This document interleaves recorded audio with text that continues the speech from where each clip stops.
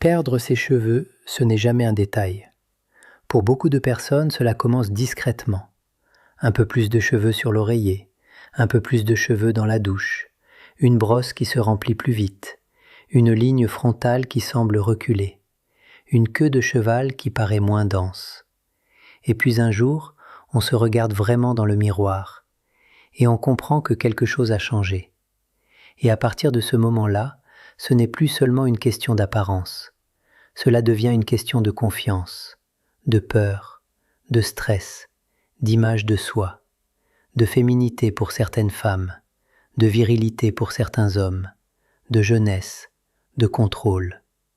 Parce que les cheveux, qu'on le veuille ou non, font partie de la manière dont on se présente au monde. C'est pour cela que la chute de cheveux peut être si bouleversante. Le plus frustrant, c'est qu'au début, beaucoup de gens ne savent pas quoi faire.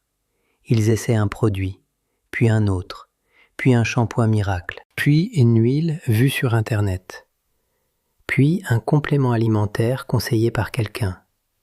Et souvent, ils avancent dans le brouillard, sans comprendre que le vrai problème n'est pas seulement ce qu'ils mettent sur leur tête, mais aussi ce qui se passe à l'intérieur de leur corps, dans leurs hormones, leur stress, leur cuir chevelu, leur alimentation ou leur mode de vie. La source à l'origine de ce thème propose justement 12 approches simples, naturelles et accessibles à explorer avant de se jeter immédiatement sur des traitements plus lourds. Et c'est exactement l'idée de cette vidéo. Pas vous vendre du rêve. Pas vous promettre qu'en 3 jours, vos cheveux vont repousser comme par magie. Mais vous montrer qu'il existe des gestes simples, des erreurs fréquentes à corriger et des soutiens naturels qui peuvent parfois faire une vraie différence quand on comprend enfin d'où peut venir le problème. Parce qu'il faut le dire franchement, la chute de cheveux n'a pas une seule cause. Parfois c'est hormonal, parfois c'est nutritionnel, parfois c'est lié à la thyroïde, parfois c'est le stress, parfois c'est le cuir chevelu, parfois c'est un mélange de tout cela. Et tant qu'on traite le cheveu comme un problème isolé, on passe souvent à côté de l'essentiel. La première chose à comprendre, c'est qu'avant même de parler de remède, il faut arrêter de faire subir à ses cheveux des agressions quotidiennes qu'on considère comme normales. Première étape. Arrêtez ce qui abîme déjà vos cheveux. Beaucoup de gens cherchent un remède spectaculaire alors qu'ils continuent, chaque jour, à exposer leur cuir chevelu à des choses qui peuvent l'irriter ou l'affaiblir. Le texte source met d'abord l'accent sur 2 éléments très simples, l'eau de douche et le shampoing. Il avance que certaines personnes pourraient être sensibles à ce qui se trouve dans leur eau, notamment le fluor, et recommande un pommeau filtrant comme mesure de précaution. Il met aussi clairement en garde contre les shampoings contenant des sulfates, présentés comme agressifs pour la fibre capillaire, surtout lorsqu'ils sont utilisés fréquemment. Et au fond, même sans transformer cela en solution magique, le message est très utile.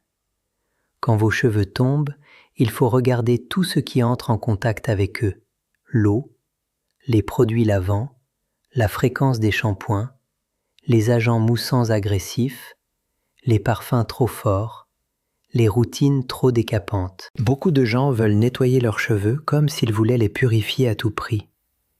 Mais le cuir chevelu n'aime pas être agressé en permanence. Un shampoing trop fort, utilisé trop souvent, peut fragiliser l'équilibre naturel de la peau, dessécher, irriter et rendre les cheveux plus cassants ou le cuir chevelu plus réactif. Alors parfois, la première avancée n'est pas d'ajouter un nouveau produit, c'est de simplifier, de filtrer, d'adoucir, de choisir une formule plus douce, de comprendre qu'un cuir chevelu agressé n'est pas un cuir chevelu serein. Et un cuir chevelu qui souffre ne crée pas toujours les meilleures conditions pour une bonne repousse. Deuxième étape, comprendre le rôle des hormones, surtout de la DHT. Quand on parle de chute de cheveux, il y a un mot qui revient très souvent, surtout dans la perte de type hormonal, la DHT. La source explique que beaucoup de traitements anti-chute connus cherchent à freiner une enzyme appelée 5-alpha-réductase, responsable de la transformation de la testostérone en DHT, une forme plus puissante, souvent impliquée dans l'alopécie androgénétique chez les hommes comme chez certaines femmes.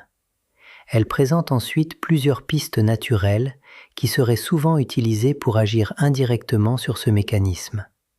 C'est un point fondamental à comprendre, parce que si vous avez une perte de cheveux de type androgénétique, vous pouvez multiplier les lotions autant que vous voulez, mais tant que vous ne comprenez pas que le terrain hormonal participe au problème, vous risquez de tourner en rond. Et c'est là que certaines approches naturelles deviennent intéressantes, non pas comme des miracles, mais comme des soutiens possibles. Parmi elles, la source met en avant le jus d'oignon, le thé vert et surtout l'huile de romarin, appliquée localement sur le cuir chevelu. Le principe proposé est simple. Utilisez ces éléments comme soin topique avec un temps de pause avant le lavage, dans l'idée de soutenir un environnement plus favorable au cuir chevelu et d'agir sur certains mécanismes liés à la chute. L'huile de romarin est présentée comme particulièrement remarquable dans cette logique. Alors, comment intégrer cela intelligemment ? Le plus important, c'est la régularité et la douceur. Le jus d'oignon, par exemple, est une vieille solution maison souvent citée dans les routines naturelles.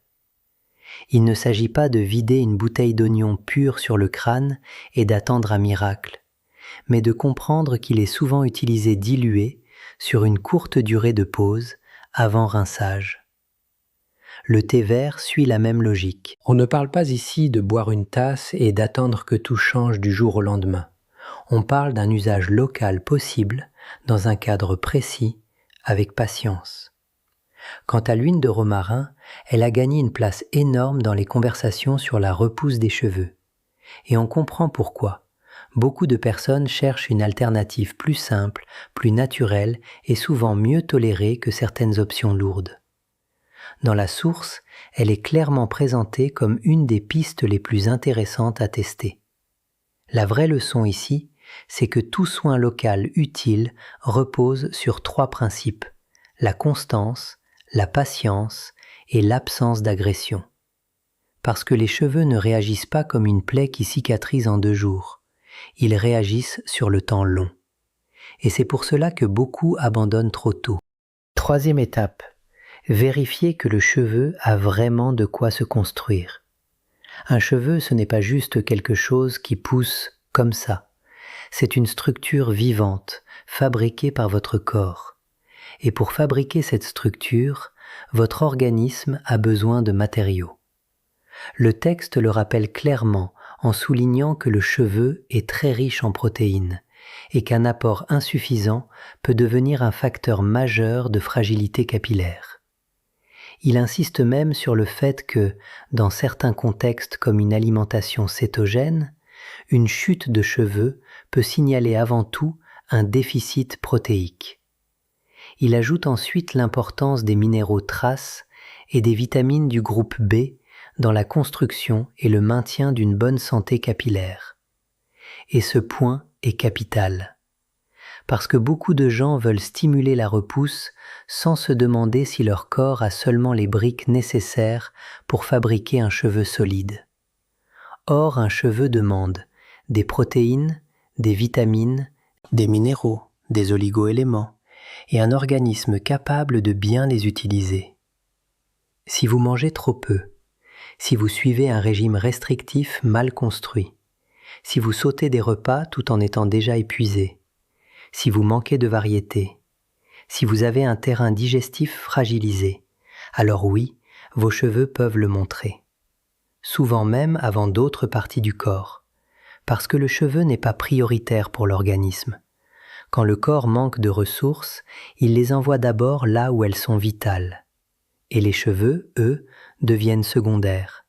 C'est pour cela qu'on voit parfois des cheveux ternes, cassants, qui tombent davantage après une phase de stress, de restriction, de régime mal équilibré ou de grande fatigue. La source met notamment l'accent sur le zinc, présenté comme très important, avec un focus sur des aliments comme les huîtres, la viande rouge, les fruits de mer et les œufs. Elle insiste aussi sur les vitamines B, en mentionnant la levure nutritionnelle comme piste alimentaire.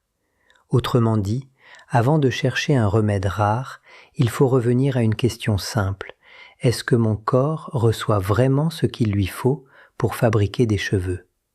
Et bien souvent, cette question change toute la direction de la prise en charge.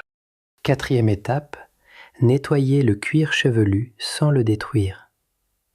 Beaucoup de problèmes capillaires ne viennent pas seulement de la repousse, ils viennent aussi de l'état du terrain local. Un cuir chevelu étouffé, irrité ou déséquilibré n'est pas un terrain idéal. C'est dans ce contexte que la source propose le vinaigre de cidre comme remède traditionnel, à condition de l'utiliser fortement dilué. Il est présenté comme utile pour aider à réduire l'excès de sébum, clarifier le cuir chevelu, redonner un peu de brillance aux cheveux et soutenir un bon équilibre du pH cutané. Elle rappelle aussi clairement qu'il ne faut surtout pas l'utiliser pur. Et là encore, l'idée n'est pas absurde du tout. Le cuir chevelu a besoin d'équilibre. Pas d'excès de gras permanent, pas d'excès de décapage, pas d'encrassement, pas d'inflammation chronique. Dans certaines situations, un soin clarifiant doux, bien dilué, peut aider à remettre un peu d'ordre, non pas en transformant tout, mais en améliorant les conditions locales. Là où les gens se trompent souvent, c'est qu'ils veulent tout faire trop fort.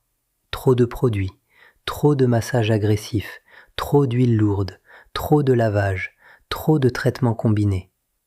Or, le cuir chevelu aime la cohérence. Il aime la routine simple, douce, régulière. Et parfois, un bon terrain local fait déjà une grande différence sur la qualité générale des cheveux qui poussent. 5e étape, regardez du côté des hormones féminines et de la thyroïde. Chez beaucoup de femmes, la chute de cheveux n'est pas seulement une histoire de shampoing ou de soins locaux.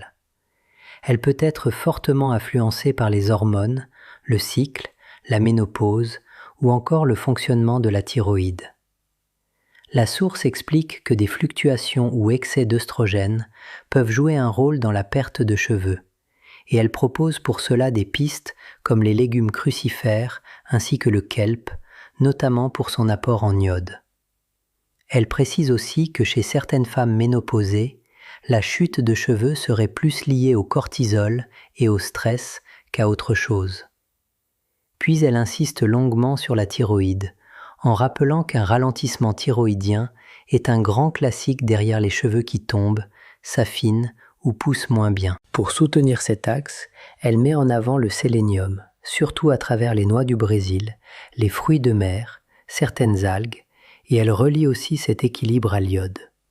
Elle souligne enfin que d'autres facteurs peuvent perturber la thyroïde, notamment certains déséquilibres hormonaux, le foie, l'intestin ou encore le gluten, surtout dans certains contextes auto-immuns comme Hashimoto. C'est un passage extrêmement important, parce que beaucoup de personnes vivent avec une chute de cheveux sans faire le lien avec la fatigue, le froid, la peau sèche, la prise de poids, la lenteur, le brouillard mental, les règles perturbées ou un terrain hormonal instable. Et pourtant, le cheveu est souvent un messager. Il n'est pas seulement un problème cosmétique, il peut être un signal que quelque chose ralentit, un signal que le terrain hormonal bouge, un signal qu'il faut peut-être regarder plus loin. Cela veut dire quoi concrètement? Cela veut dire que si vos cheveux tombent, que vous êtes épuisé, stressé, déréglé, et que vous cherchez seulement la bonne huile, vous passez peut-être à côté du vrai sujet. Et c'est là qu'il faut être intelligent, ne pas opposer le soin externe et le bilan interne. Les deux peuvent être utiles, mais le second est parfois le plus important. 6e étape, ne sous-estimez jamais le stress. Il y a des gens qui peuvent dater précisément le moment où leurs cheveux ont commencé à tomber davantage. Et très souvent, ce moment suit un choc émotionnel, une séparation, un deuil, une période d'anxiété intense, une surcharge mentale, une grosse fatigue ou des mois de tension silencieuse. La source insiste fortement sur ce lien entre stress, cortisol et chute de cheveux. Elle explique que beaucoup de personnes remarquent une aggravation après un événement difficile et propose plusieurs leviers pour calmer ce terrain. Plus de vitamine D, plus de soleil, un meilleur sommeil, des marches quotidiennes et de l'exercice régulier. Et franchement, c'est logique. Le corps ne vit pas les émotions comme une simple idée abstraite. Il les vit comme un état biologique. Quand vous êtes tendu pendant des semaines, le cuir chevelu le sent. Quand vous dormez mal, les cheveux le sentent. Quand le corps est en état d'alerte permanent, il n'investit pas dans la beauté capillaire, il essaie juste de tenir. C'est pour cela qu'une vraie stratégie anti-chute doit presque toujours comporter une question simple. Comment va mon système nerveux ? Pas seulement quel sérum dois-je acheter, mais est-ce que je dors ? Est-ce que je marche ? Est-ce que je respire ? Est-ce que je vis depuis des mois dans une tension continue ? Parce qu'un cuir chevelu ne pousse pas bien dans un organisme constamment écrasé par le cortisol. Et c'est aussi pour cela que certaines personnes n'observent une amélioration qu'au moment où elles commencent enfin à récupérer. Pas seulement physiquement, mais nerveusement. 7e étape. Pensez à la vitamine D et à la lumière. La source relie aussi la santé des cheveux à la vitamine D, qu'elle conseille d'augmenter soit par supplémentation, soit par exposition plus régulière au soleil quand c'est possible. Elle présente cette vitamine comme un soutien important face au stress et à l'inflammation. Là encore, l'idée de fond est simple. Un organisme carencé fonctionne moins bien. Et les cheveux ne font pas exception. La lumière, le rythme veille-sommeil, l'exposition au soleil, la qualité du repos et l'état inflammatoire général sont tous liés. Quand ces éléments se dérèglent, le corps entier peut perdre en vitalité. Et très souvent, les cheveux reflètent cette perte. Alors bien sûr, la lumière ne fait pas repousser les cheveux comme une baguette magique. Mais dans un terrain fragile, tout ce qui restaure l'équilibre général peut compter. 8e étape. Regardez du côté de la silice. C'est un point moins connu, mais présent dans la source, la silice. Le texte explique qu'on la retrouve souvent dans des formules destinées aux cheveux et qu'elle participerait à leur solidité. Il évoque aussi certaines eaux minérales de source comme apport possible. Pourquoi ce point est-il intéressant ? Parce qu'il rappelle une chose essentielle. Les cheveux ne demandent pas seulement une hormone ou une lotion. Ils demandent une vraie qualité de construction. Et plus votre structure capillaire manque de soutien, plus vous pouvez avoir des cheveux fins, mous, faibles, qui cassent plus facilement. Ce n'est pas toujours spectaculaire, mais parfois, ce sont justement ces détails qui renforcent un terrain dans la durée. 9e étape. Chez certaines femmes, l'insuline peut être le vrai problème caché. La source consacre aussi un passage au syndrome des ovaires polykystiques, en expliquant que cette condition peut s'accompagner d'une chute de cheveux liée à une hausse des androgènes, elle-même reliée à l'insuline. Dans cette logique, elle recommande une alimentation plus pauvre en glucides, de type cétogène, associée au jeûne intermittent, afin d'aider à faire baisser l'insuline et donc à limiter la pression hormonale qui favorise la chute. Là encore, le cheveu sert de signal. Parce que chez certaines femmes, les cheveux qui tombent ne sont pas le seul symptôme.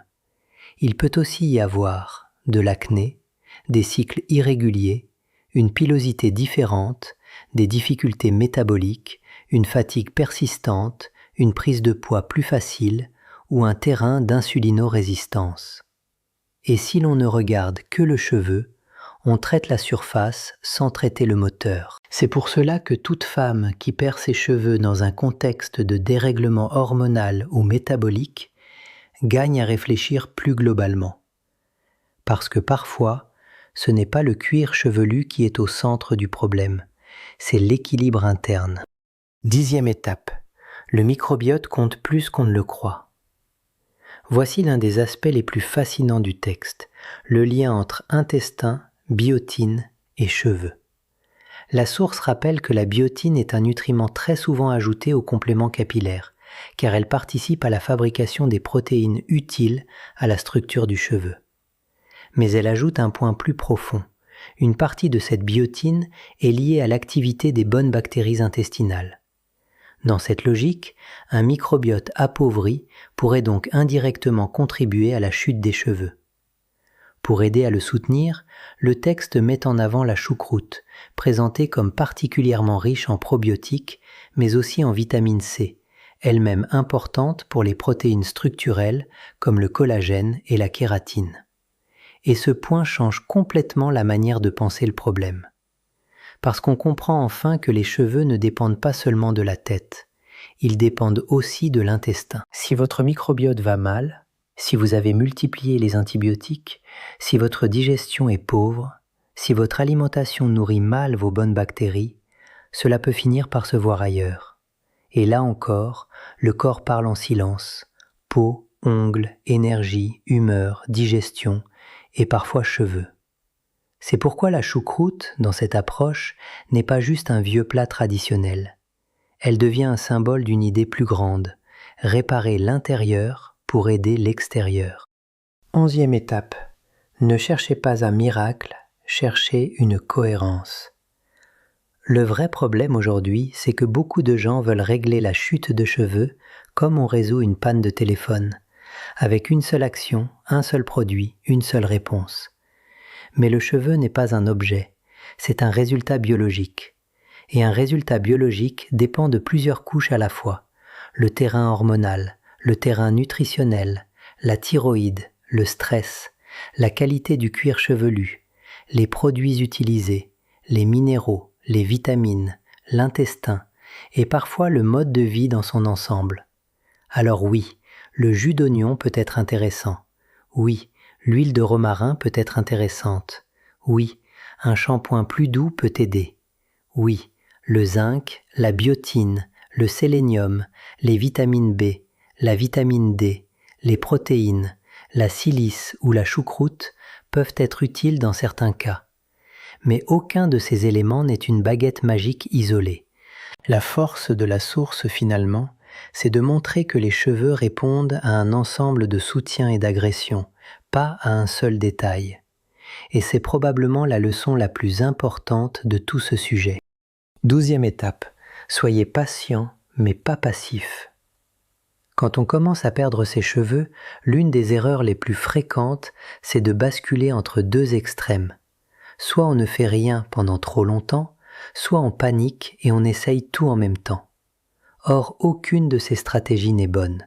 Il faut être patient parce que le cheveu évolue lentement. Mais il ne faut pas être passif, il faut observer, changer une routine à la fois, corriger les évidences, tester ce qui est cohérent, soutenir le terrain et surtout ne pas oublier qu'une chute importante, brutale, persistante ou associée à d'autres symptômes mérite un vrai regard médical. Parce qu'il y a des situations où les remèdes maison ne suffisent pas, et savoir cela, c'est aussi être intelligent. Alors, si l'on résume tout cela simplement, que faut-il retenir ? Il faut retenir que la chute des cheveux n'est pas toujours un simple problème de surface. Elle peut refléter un déséquilibre plus profond. La source de départ propose 12 pistes naturelles.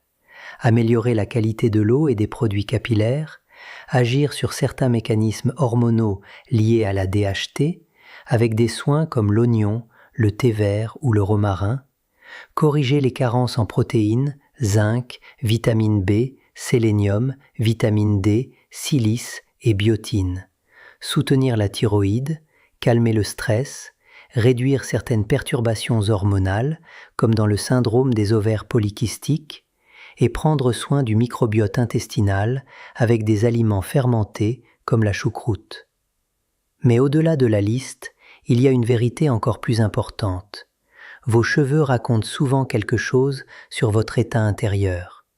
Ils parlent de fatigue, de tension, de dérèglement, de carence, d'excès, de terrain. Et parfois, commencer à mieux écouter ses cheveux, c'est commencer à mieux écouter son corps tout entier. Alors non, tout ne se réglera pas avec une seule huile. Non, tout ne repoussera pas en une semaine. Mais oui, des gestes simples, cohérents, réguliers et bien pensés peuvent parfois changer beaucoup plus de choses qu'on ne l'imagine. Et c'est souvent là que la vraie amélioration commence, quand on arrête de chercher un miracle et qu'on commence enfin à construire un terrain plus favorable. Si cette vidéo t'a aidé à mieux comprendre les causes possibles de la chute des cheveux et les habitudes naturelles qui peuvent soutenir leur repousse, abonne-toi à la chaîne, laisse un like et active la cloche pour ne rien manquer des prochaines vidéos sur la santé, le bien-être et les solutions naturelles. Écris en commentaire « Je reprends soin de mes cheveux dès aujourd'hui » et partage cette vidéo avec une personne qui lutte contre la chute des cheveux et qui cherche des solutions simples, naturelles et accessibles.